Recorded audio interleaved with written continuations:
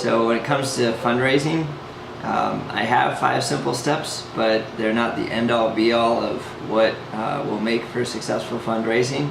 They're just sort of some general guidelines to hopefully help you as you present your ask to the potential donor. 1, to be real. 2, to know what you're talking about and to know who you're talking to. 3 is to get to the point. 4 is to pray. And 5 is to ask. So first step is be real.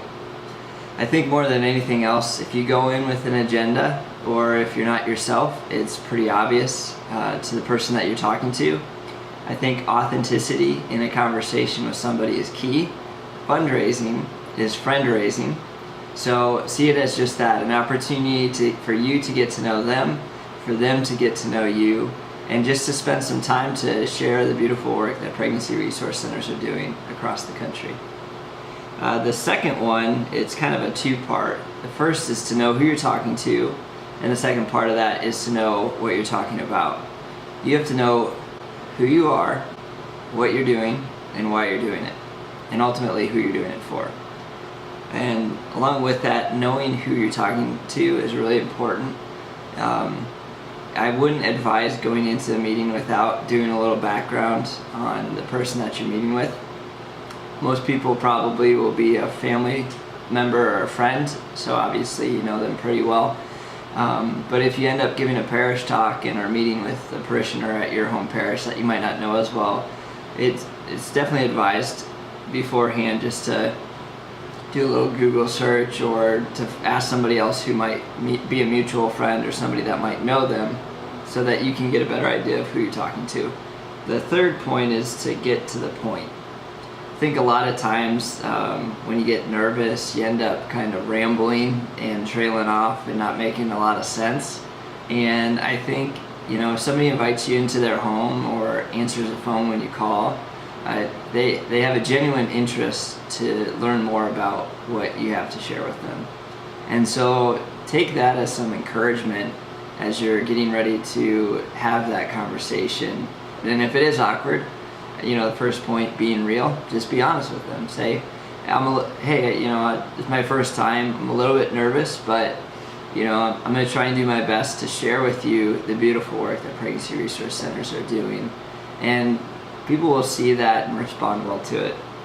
I definitely would recommend kind of putting together an outline of maybe 5 bullet points of things that you want to discuss and talk about during your meeting.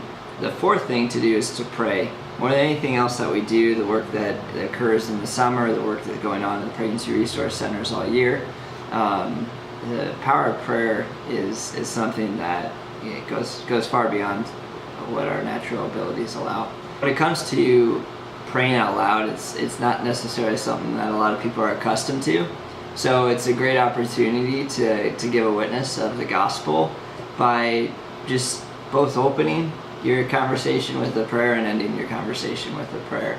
And it doesn't have to be super profound or theological. It can just be a prayer from the heart, and that's really the best way to pray. Number 5, ask.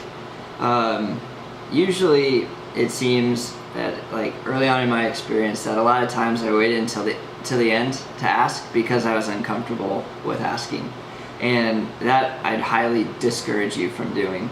I think when it comes to the sequence of events, I don't want to plan out the whole conversation for you, but I would suggest that the ask is not the last thing that you say. I'd recommend that the ask maybe find its way in the earlier part of the conversation, or at the very latest, the middle part of the conversation, so that you have more opportunity to talk about that at length, answer any questions that they have, and then also kind of go back to talking about other common interests that you may have. When you're meeting with somebody, ask them why they decided to meet with you. It's probably something where it might have been a knee-jerk reaction. They may have a personal story of an experience of their own, and all of that is just beautiful.